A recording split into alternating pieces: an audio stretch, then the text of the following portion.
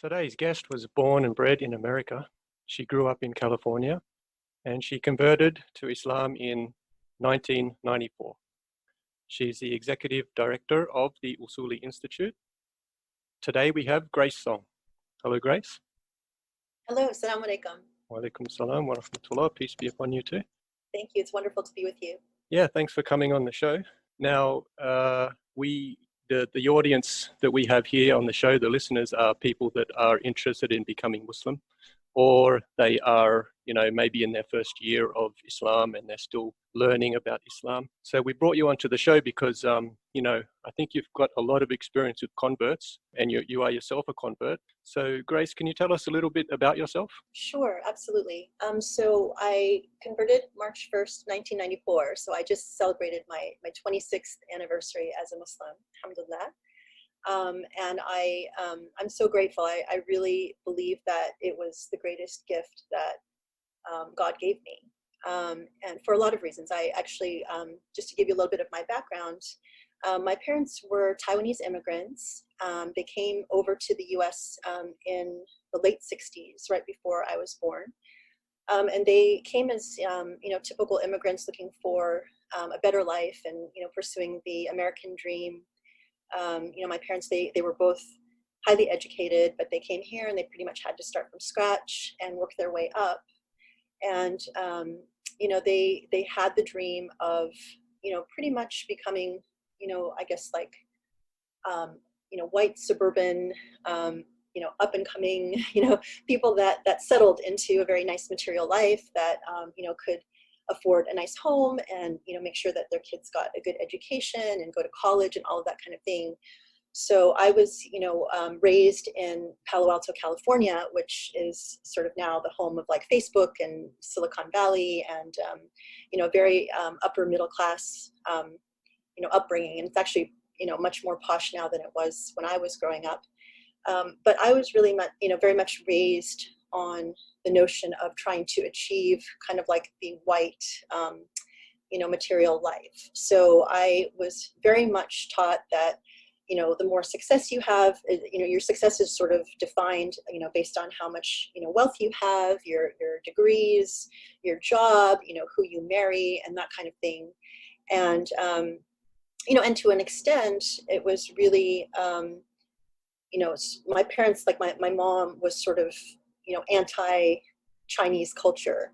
So I was really sort of directed to assimilate, I guess, into white culture. And so, I grew up in this nice neighborhood. I, went to college at the University of California at Berkeley, and went to grad school at Cornell University where I got my MBA.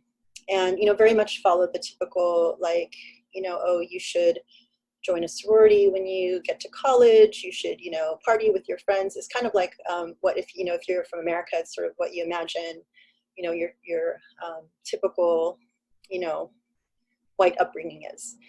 And I think that by the time I got to college and then also, into grad school, I felt that a lot of that sort of material, those values were very empty. It's like everything was based on something very superficial.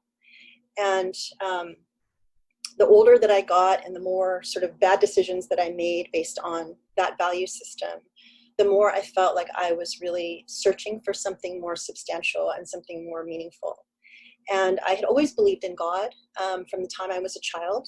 I always believed that there was a higher power, or there was, somebody watching me, someone who sort of knew everything about what I was thinking and feeling and why I did what I did. And so, I don't really know why. I mean, I think my parents were not religious. My mother had gone to a Catholic school or Catholic university, and she used to fight with the nuns because the nuns would come and say, okay, it's time for you to confess your sins. And she was like, no, I haven't done anything wrong. And they no, you must have done something wrong, so you have to come and confess. And so she would go and she would begrudgingly do that. And then she would be like, okay, this next week, I'm not going to commit any sins because I hate going to confession. I'm not going. And then she would get in in a fight with the nuns again, like, no, I'm not going. I haven't done anything wrong. But, despite her sort of discomfort with that, when I was born, she was like, well, you know what, I better get my daughter baptized just in case. So I was baptized Catholic, although growing up we never went to church or anything like that. But I had, I guess my closest connection to faith was that my cousins and the family members of my mom's side, they also, came to America, and they wanted to join sort of like well, they actually started as Jehovah's Witnesses, and then they eventually became more mainstream Christian as more of a means of assimilating into white culture. And then they eventually, adopted Christianity. But for me, growing up directly, I just, I had a sense of God, but I didn't actually go to church or anything like that. But I think by the time that I reached graduate school, and I found myself sort of all of a sudden surrounded by these incredibly smart and very accomplished people who, seemed like they had their acts completely together, and I felt like I was, sort of let in by mistake, and I was had imposter syndrome, when you feel like you're in some place and, someone has mistaken you for being much smarter than you actually are. At that point I was just, looking at, is this, I'm in business school and we're all here, and our whole goal is just to kind of get the best job and figure out how to make the most money, and is this really what life is all about? And I felt like I had made so many bad decisions based on that premise that I was really unhappy, and I felt very empty and very alone. And at the same time, I had two classmates who were Muslim, and I really had I'd never met Muslims before. I didn't really know anything about Islam, other than kind of a general fear about, Islam, this crazy religion, and this, those are the people that blow things up and, are happy to die to go to heaven. And this was actually pre 9/11. So, back then there was still fear of Muslims, but it was definitely not as pronounced as it is today. But I met these two classmates, and they were extremely nice, and they seemed very normal, and I was like, okay, that's interesting.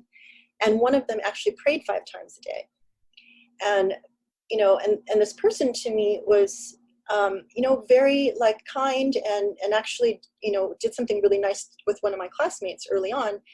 I had a classmate who broke her leg, and this was in Ithaca, New York, where it was snowing, and he made a point to drive her to school every morning because of her broken leg. And I thought, oh, so you guys must be really good friends, huh? And he said, no, I just felt like I should do that because it's the right thing to do. And I was really blown away by that, and really also blown away by the idea of someone praying 5 times a day. Because I thought to myself, that is an incredible act of devotion. Like, what in the world would make someone pray 5 times a day? That to me was just, incredible. So I became very curious, and I, started thinking about how lost I was feeling. And I thought, well, you know what, maybe this is the time for me to see if, religion actually holds anything for me. Like, do I actually believe in some kind of organized religion?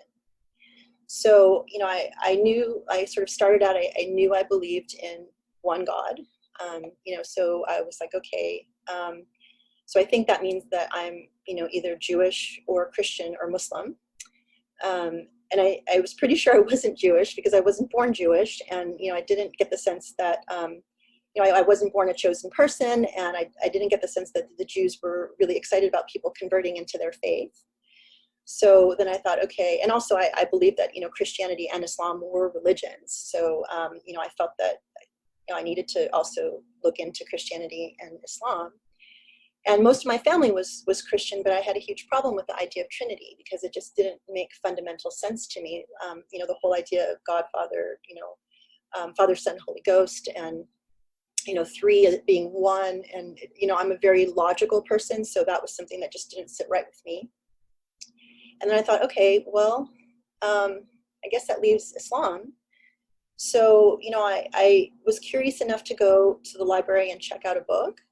And it was, I think it was called The Religion of Islam by Maulana Muhammad Ali. And I would start reading it. And I got into this little practice every night that I would start reading a little bit of my book, and I would start actually talking to God, which is something I hadn't done in a long time. Did you ever think that you would become a Muslim at that time? Can you God, remember? no, absolutely not. And this was something that I would sort of struggle with myself with, because I would read a little bit in my book. And the thing that was really shocking to me is, like, as I read what Muslims believed, the thing that was really striking to me is, oh my God, this is what I actually have always believed. It was very intuitive to me. And then I would struggle with myself and be like, who are you kidding? You are not going to become a Muslim. This is insane. What are you thinking? Your parents are going to think that you're crazy. Your friends are going to think you've completely gone off the deep end.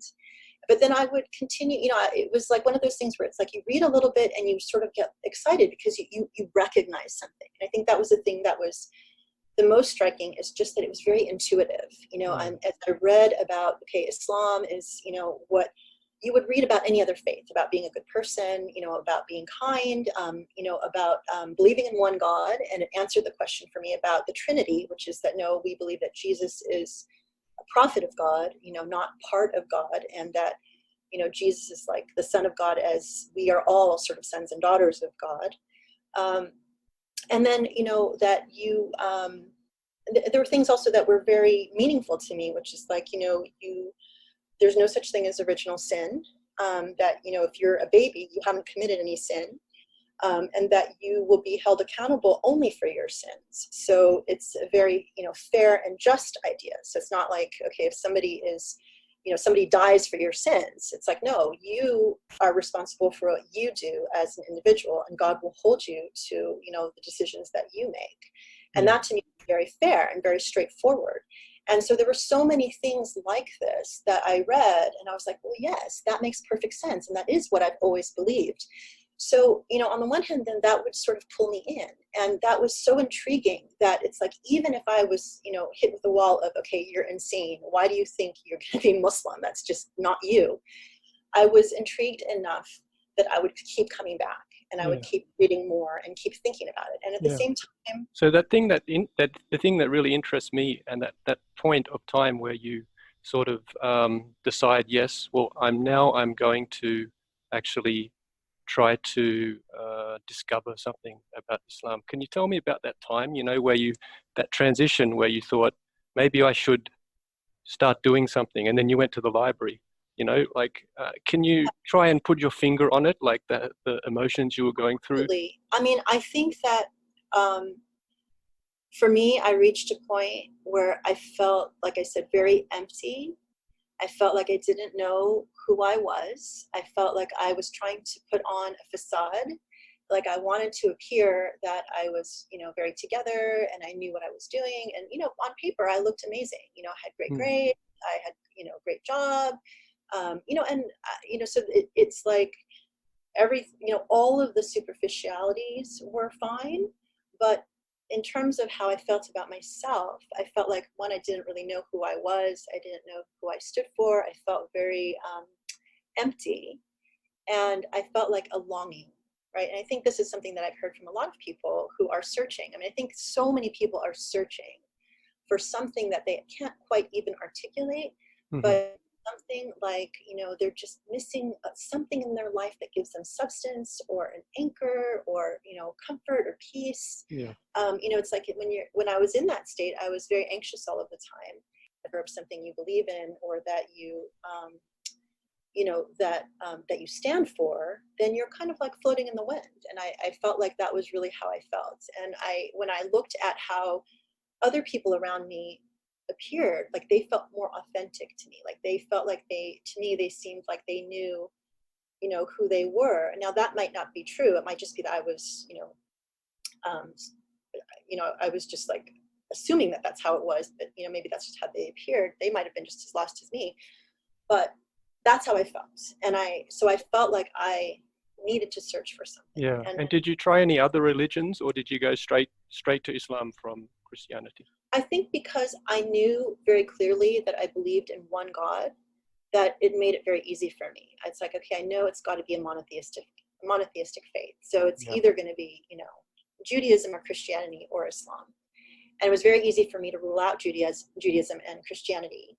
And so the real challenge was, okay, so that leaves me with Islam, which I can't even imagine. How in the world could I possibly be Muslim? but okay, and I had my classmates that, I was like, okay, well, they seem normal enough, so maybe there's something here, and maybe I should just read a little bit. So that's why it was important for me to go and check out that book and start, seeing things. Now, there was one night in particular I remember that was really pivotal for me, like overcoming that obstacle of not being able to see myself as Muslim. Because I kept thinking, okay, you're crazy, everyone's going to think you're crazy. And I remember there was one night where I had gone out, the business school, students go out and they network and they go to bars and they drink and whatever, and this is a regular thing. So they're always partying. And I remember that I came home after one of these evenings and I felt so lost. Something happened, I don't remember, but I remember coming home and feeling very depressed. And it's one of those times where, when you feel so depressed that you feel sort of like viscerally like empty, like there's just this huge hole in your stomach.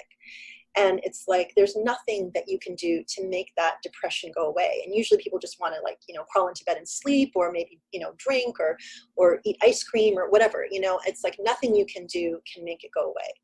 So I remember crawling into bed and hugging my pillow and like crying. I mean, I'd gotten into this habit, as I said, of like starting to talk a little bit to God every night. And I talking to God, it's like I could have been just talking to the wall. I never felt any response back, or I never felt anything. But that particular night, I was hugging my pillow. I started crying, and I said, God, please help me. I feel so lost. And and literally, in a few moments, like in an instant, I felt like that emptiness in my stomach completely disappear. And I sat up, and it was like shocking to me, because it's like if someone immediately vacuums that feeling of depression out of you, where you feel at peace. I felt like that in an instant. And then I sat up, and then I felt sort of in my heart this message of keep going. You're on the right track. And it wasn't like I was hearing voices. I just felt that in my heart, like that was, what was imprinted inside of me.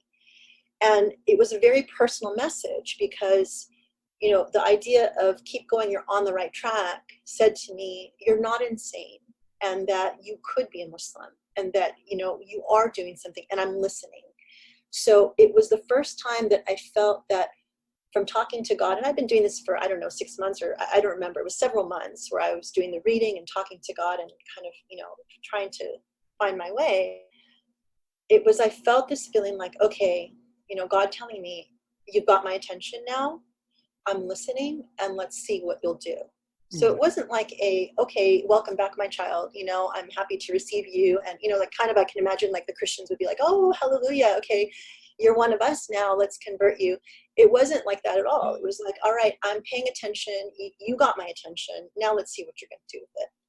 Okay. And was it just that one book that you researched, or did you do a lot of extensive research? And did you talk to a lot of people? That was the start. Okay, so it was funny, like when I first started engaging in this, I started talking to people. There was this Christian evangelical guy who would come on the Cornell campus, and he's like, one of these guys that would come on and have a megaphone. And I used to be an executive at, Kodak, and I gave it all up to come preach on campus and, share the good word and all of this. So one of these days, I actually went up to him after he was done with his thing, and I told him, I was wondering if I could ask you some questions, because I'm sort of doing my own faith search. And so he was, more than happy to talk to me. And so he sat down with me, and I had by this time, read enough that I had questions that had to do with, okay, well, this is what, Islam has to say about Christianity, and how, like the issue of, Jesus not being God, or, original sin and that kind of thing. And so I sat with him and I said, okay, well, have you ever read the Quran? And he said, oh, no, I haven't, but, my wife, just very begrudgingly allows me to keep a copy of the Quran in the house. But we, no, I've never actually read it. I've looked at parts of it. And so I said, okay, well, my questions really have to relate to, what, like how you can answer some of these things that Quran raises. And with everything that I asked him was, that had to do with some of these key, questions like, Trinity and original sin and all that stuff. he would just go back to Bible verses. And, it's kind of like, well, the revelation, if you believe that the Quran is a revelation that came after, the Bible, you can't really answer the issues that are raised in this, in the latest revelation by kind of going backwards. So that really didn't do very much for me. But, so I did, I did talk to him. I did talk to other people, who were interested in sort of a faith search. But, you very quickly realize that it's a very personal journey. And I think everyone has their own questions and their own, issues that need to be addressed. And I do believe that if you open your heart and start, conversing with God, that God does direct you to things that you need to see or people that you need to come, to come to. And so I think a lot of it is like, if you, like one thing that I would advise people is that if you are on a search, for God or faith or, something, that you open your heart and ask God to direct you, and you keep doing it. It's not something that, you might get an answer to right away or overnight. But I think that if you are genuinely searching, and, God will hear all of your prayers, and, God will determine, I think, the right time to direct you in the way that you need to be directed. And you kind of just, I think God will answer your prayer. Yeah. But you have to be patient. And at that time when you were first starting like that, reading the book, and were you still having any doubts, or was it more you were convinced? I had lots of doubts. It took me 2.5 years from the time I started this search to even arrive. It took me 2.5 years from the time that I started to the time that I actually converted. And honestly, it's like most of it was I don't think it took nearly as long for me to recognize. Like, I believed when I was reading. So you asked me, okay, did I just read that one book? Well, this book was nice because it was written by a scholar. It was fairly comprehensive. It talked about the theology. It talked about a lot of different things. So there was a lot. It was a very thick book, and there was a lot to it. And Can you remember what it was called? It was called The Religion of Islam, and the author is Maulana, Maulana, Muhammad Ali. Okay, I'll try and put that in the show notes. Maybe someone might be interested in reading it. Absolutely, I can send you a link to the right version. He's written a lot of different books, and he is also known as an Ahmadi. I didn't know at that time what that meant, but it doesn't matter. I mean, when you read it, it's a very it's very foundational, and there's nothing, we can get into sort of the detail whether, some people say, oh, Ahmadis are not true Muslims or whatever, but this book is, it's legit. So. Yeah, that's nice, because for my story myself as well, I went to the library and I looked up a book. I can't remember what it is now, and I read the book. So it's sort of similar. And I talked to other people. I was talking to another guy the other week called Saeed, and he came on the show, and he went to the library and he found a Quran.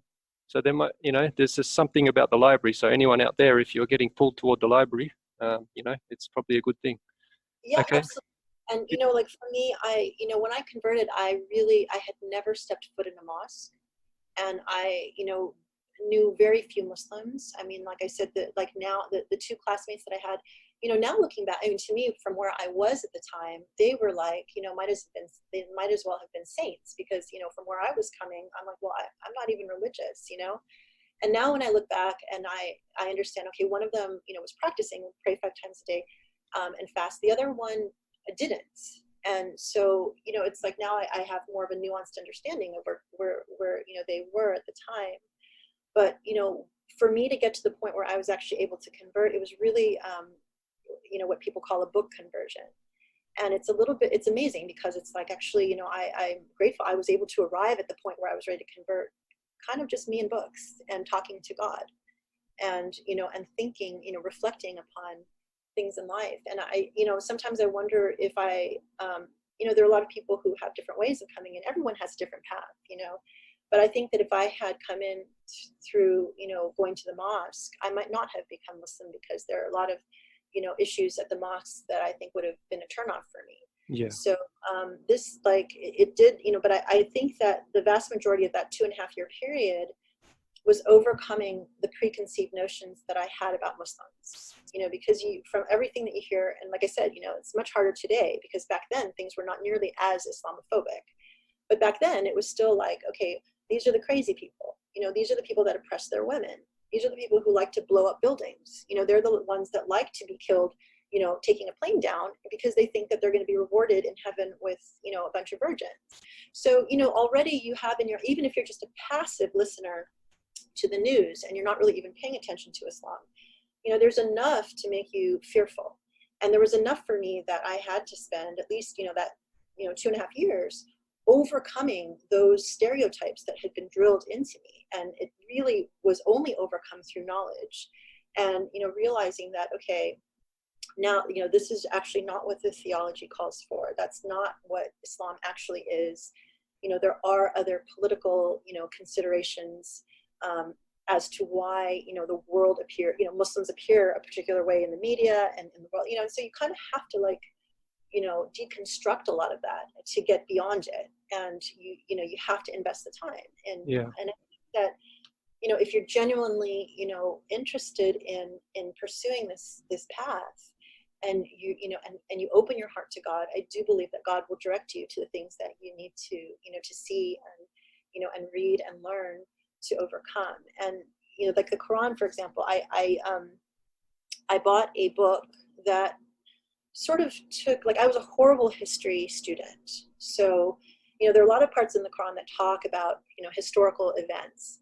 And I found a book that actually just translated sort of the moral messages and kind of left out all of the details of the historical context in which the Quran was revealed. So it was kind of like a translation of things about, God being about love and God being about, justice and fairness and just all of the moral principles.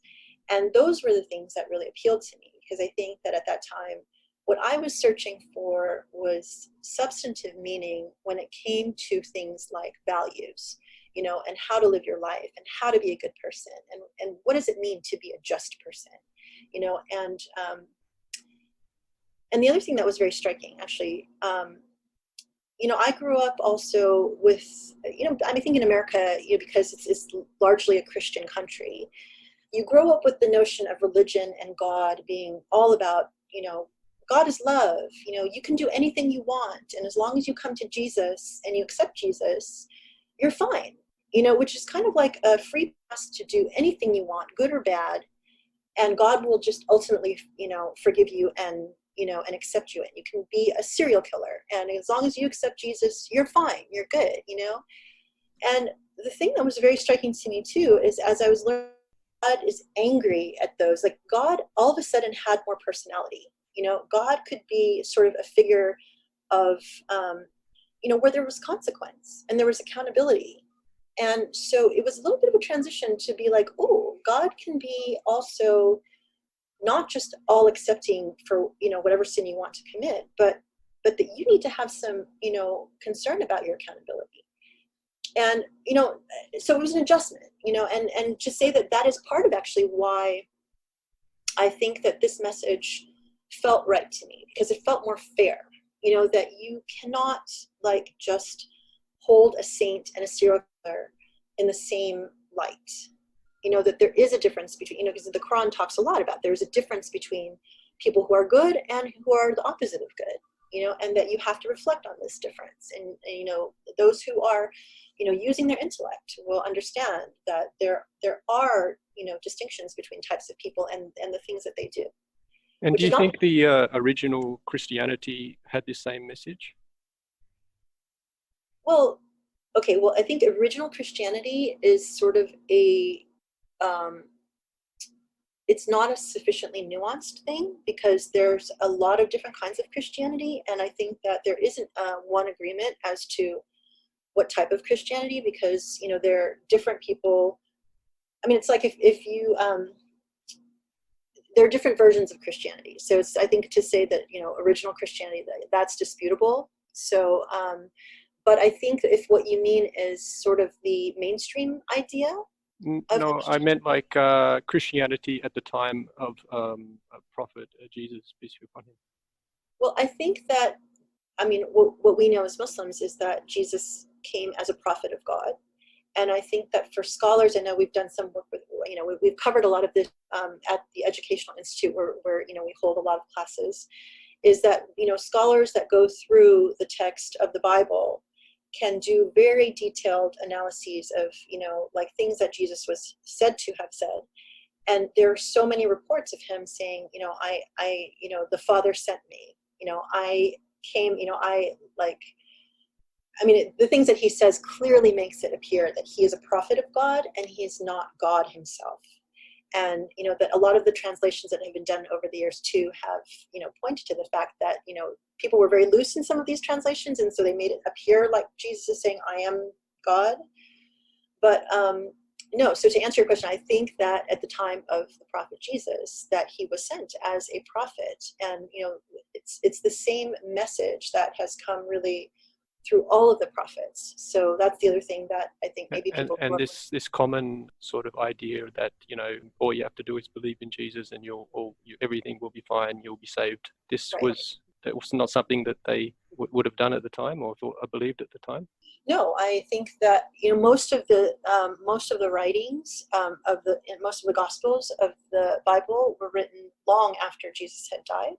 And I'm not a scholar of Christianity, so I can only repeat like what I've learned from my own reading and also from learning what we've been learning from our institute, which I'll talk about more separately. But let me just say that I believe that the text. Okay, well, I don't want to answer this question like a scholar because I'm not a scholar, but it's clear to me that Islam, we understand that we don't just believe that the Prophet Muhammad was our only prophet, but we believe that the message that Prophet Muhammad brought is a continuation, and it's the same message that all of the prophets brought from the time of Abraham, and even before Abraham, from the time of Adam, all the way down. And so this is something that's actually important for people who are just starting to be interested in Islam or, want to understand, well, what's the connection of Islam to, like Judaism and Christianity and all of that. And we actually believe that in the same God as the Jews and the Christians. And we believe in all of the same prophets. And that, we do believe that the messages that were sent to these prophets were changed over time, and that Islam came as the last message to correct the errors that had made in the past and to leave us with sort of the final revelation.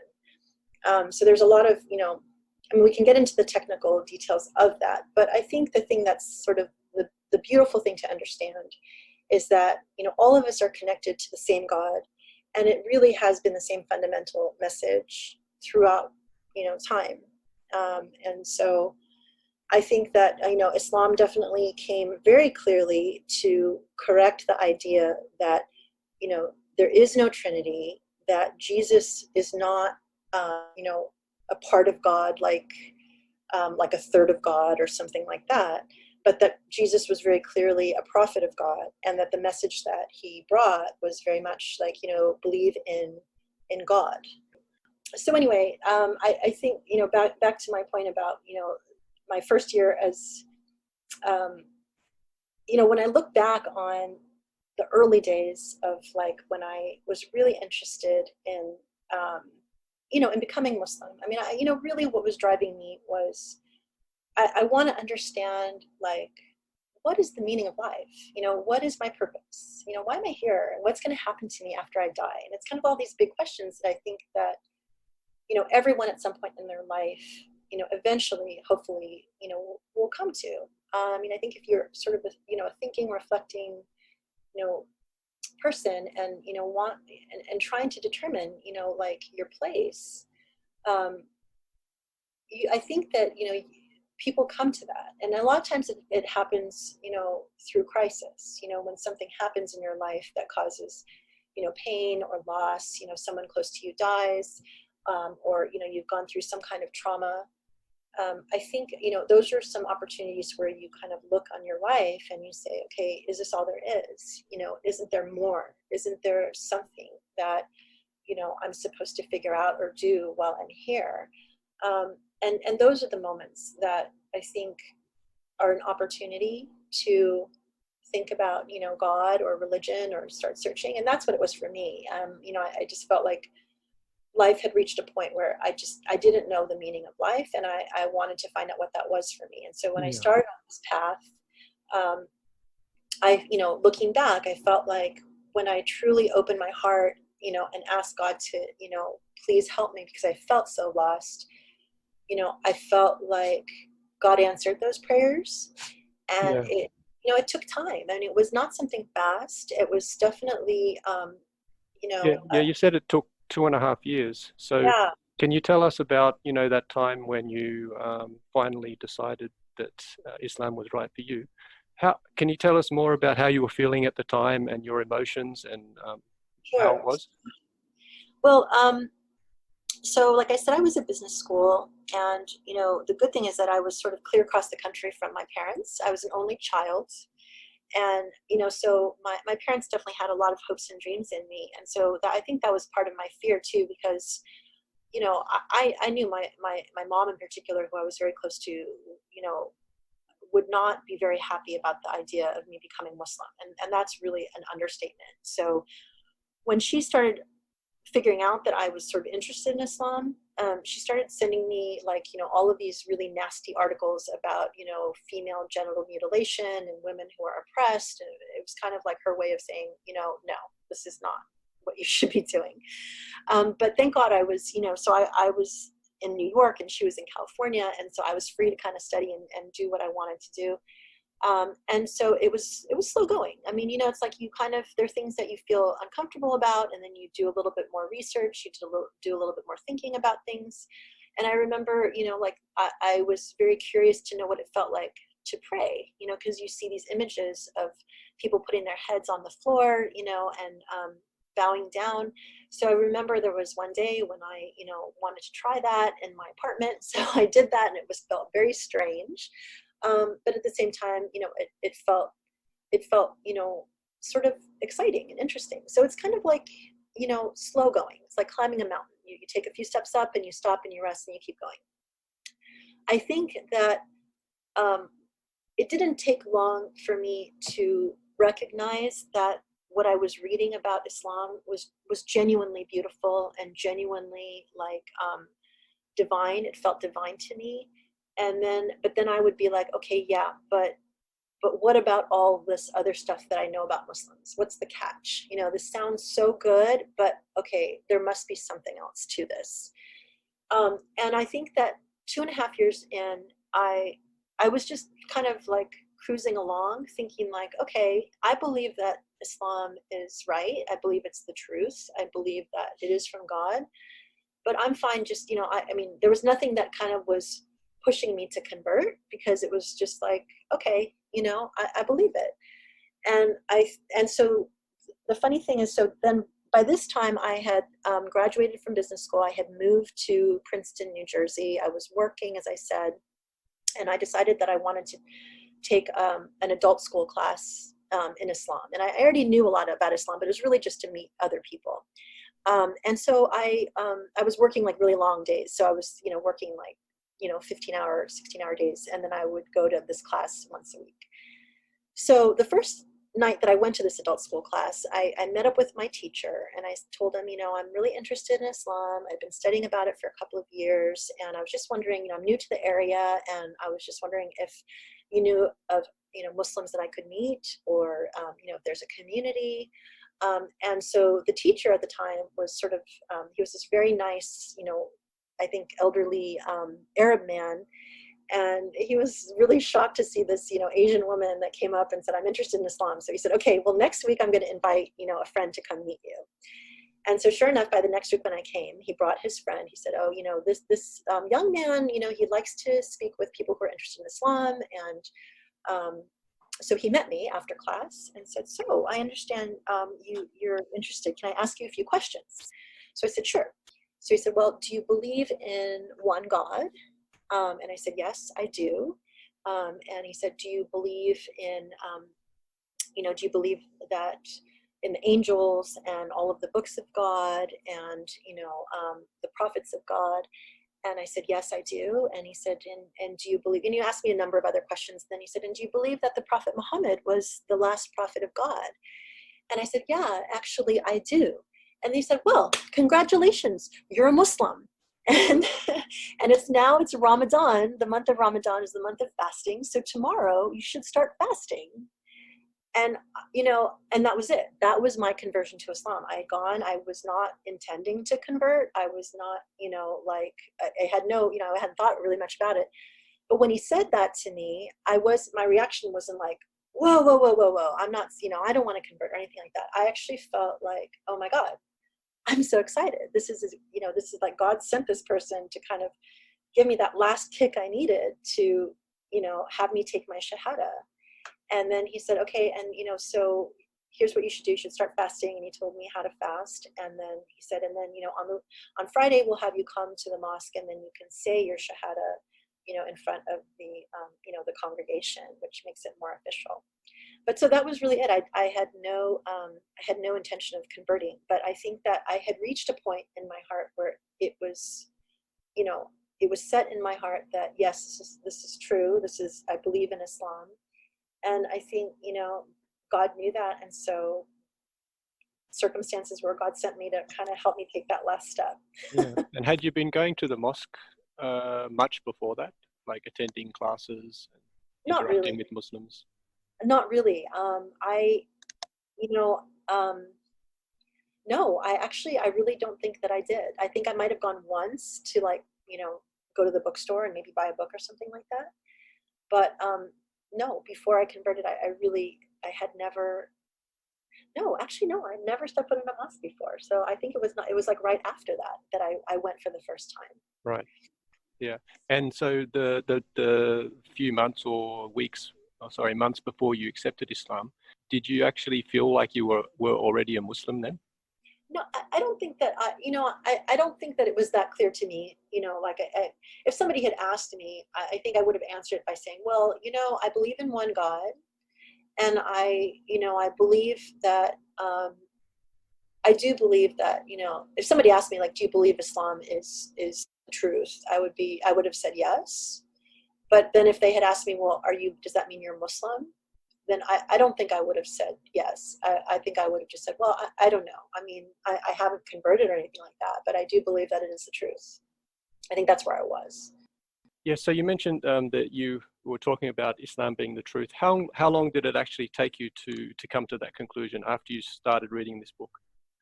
I think it probably took somewhere between 6 months to a year. I mean, I knew a lot as I was reading and learning more. I recognized the truth, and like I said, I was just sort of resisting it and also not sure about it because of my preconceived notions about Islam. My fears about, okay, what's the catch? This sounds so good, but there's something that I'm missing here, because if this is really what Islam is, then why are so many people saying such bad things about Islam? Why is it appearing to be so scary? And I had to answer that. I had to figure that out. And I think that it probably took me at least a year to get to that point.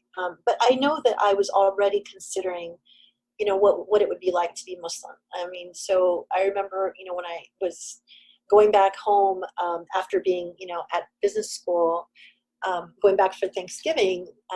A few months in, my Muslim friend said to me, well, what when you go back for Thanksgiving dinner, are you going to drink alcohol? Like, are your parents going to serve wine? And I said, yeah, I think so, and so he was like, well, what would happen if you told them that you didn't want to drink wine? And I was like, well, I don't know, and sort of like planted a seed, and it kind of stuck with me. So I actually, when I went back for Thanksgiving, I didn't drink wine. And from that point on, actually never had alcohol again. And that was that was very early in the stage of my starting to even think about, Islam. So, so it definitely like comes in bits and pieces over time. Yeah, so unfortunately we had some internet problems there. We lost Grace. So if we'll have to finish it up here. If anyone's interested in getting in contact with Grace Song, I'll put some links into the show notes. You can contact her there through her institute. And we hope you had a good episode. And until we meet again, bye. May the peace and blessings of God be upon you.